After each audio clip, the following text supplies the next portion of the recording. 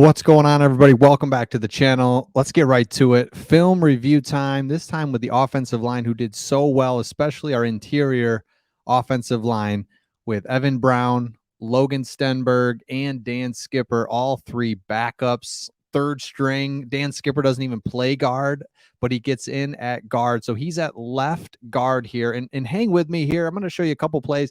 Hang with me. This play button kind of gets stuck. Don't worry, it goes away. But I want you to see Dan Skipper on this play. He's the left guard, so he is the player left of the center right there. This is a base blocking play here. And what we've done is we've put 3 tight ends on the field, so the Commanders counter in a nickel look. So they really have 1 linebacker, maybe 2. So it's to our advantage to run here. They're in a nickel dime situation. We've got 3 blocking tight ends.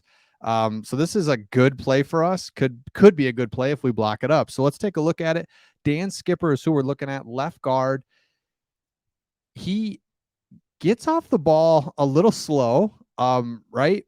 But then once he latches on here, great read by Swift. And as he goes up to the second level, Swift is able then to read this and watch how Skipper is just going to latch onto his guy and take him 15 yards on past the line of scrimmage and just keeps driving. He drives him so far, he gets in other people's way, and DeAndre Swift with a huge run set the tone for the game. This was early on. We didn't know if Swift was going to play. We didn't know what this interior line would look like. So you can see Dan Skipper, again, just getting out there. Evan Brown, 63, doing his thing, gets his hips turned. That's Taylor Decker getting his hips turned. So now when you're a running back and you can look at that hole right there and the backside of your lineman turning the Commanders. And again, a lot of this is created because Dan Skipper is able to get to the second level, pick up his guy, drive him 15 yards beyond the line of scrimmage. He's then in the way for other guys pursuing DeAndre Swift and trying to get to him, and just has his guy all the way past midfield. So this snap, happens. So he's got him 10 yards downfield that he takes him, and it allows for us to really make a big play. And man, that's awesome to see. So this next one, we're going to look at, when we do these, we look at pros and cons, right? We look at areas that we can improve as well. So the next play is, I think it's coming up here. There we go. So this one is more of, it's a play action. So the Commanders are going to hey, is this a run, pass? Don't know. This one, we're going to watch 71, right guard, Logan Stenberg. He's not good at pass blocking. He's a great run blocker. He's not good at pass blocking. And you're going to see it here where Commanders defensive tackles is this a run? Is this a run? Oh, no, it's a pass. Well, then just get off me. And he comes right past Stenberg and gets a crushing blow on Jared Goff. That is the concern with Stenberg. It's not all roses because Stenberg's a great run blocker, but when it comes to pass blocking, it's another story.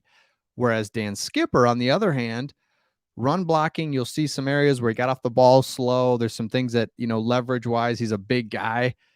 But when you go a pass block, all of a sudden you've got a tackle in there pass blocking at a guard position. It's a great thing. So if you watch him on this play, no chance. Number 70, that's a double team there. There's no chance. And then also look at Penei Sewell all the way on the right tackle. Just an absolute stud. You're not getting past Penei Sewell. Check it out. This guy's standing up, coming in.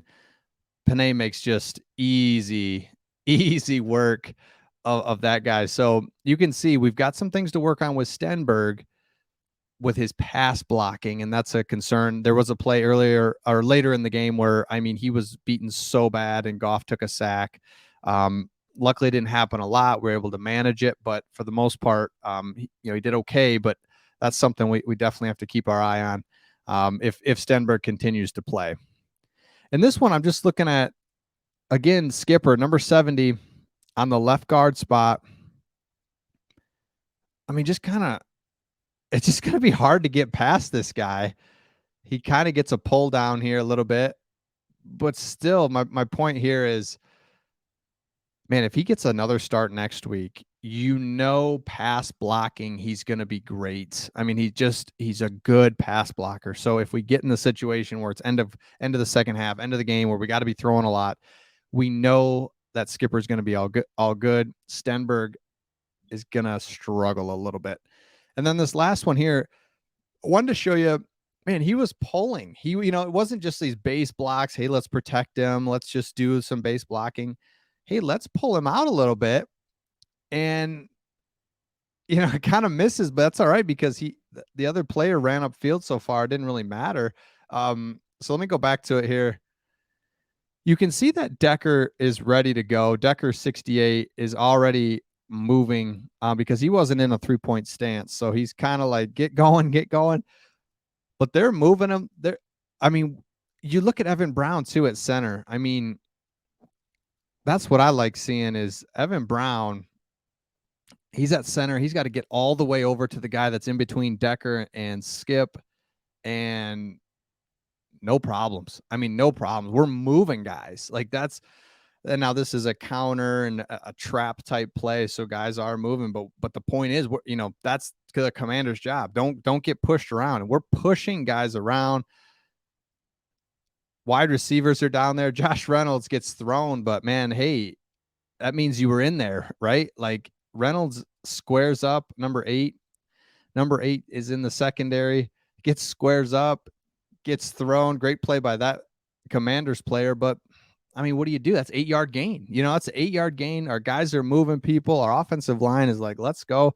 And so offensive line played as well as we could have imagined. I mean, going into this game, we all talked about it like, hey, feeling good, Commanders. Then throughout the week, oh, Ragnall's probably not going to play. Okay, well, hey, we've got Evan Brown. He played a lot last year. It's okay. Oh, geez, Jonah's not going to play. Well, then what do we do? Because our backup guard is already playing in Stenberg. We don't have any other guards, do we? And then Dan Skipper steps in and just plays so well. That first play was perfect, right? He's just driving his guy, latches on.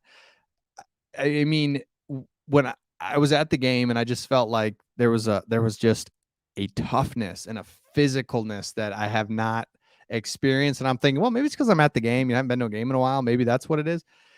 We're hitting hard. We're playing hard. We're doing all the things that I know every NFL team's trying to do it, but there's teams that just do it better. They're more physical. They just want it. And then we're sprinkling in talent. All of a sudden, St. Brown, Swift, Goff's making throws. Oh yeah, you got this guy named Hutchinson in there. That's like, this dude's like, sweet. What's going on? So all of a sudden, when this hard work, this team that was last year, right? This mentality and just grind it out, sprinkle in some talent, and now all of a sudden, man, we're a good team. And now you saw the Eagles put it to the Vikings. It's like, thank you. Knew the Eagles were a really good team. We hung right with them. We had a game right there. So all of a sudden you're looking and like, are the Lions like, I don't know. Are they pretty good? I don't know. So we'll keep watching it. Let me know in the comments your thoughts on this offensive line performance. We knew the tackles would be good. We knew the tackles would be good, but that interior offensive line. Let me know your thoughts. Make sure you subscribe, and we will see all of you on the next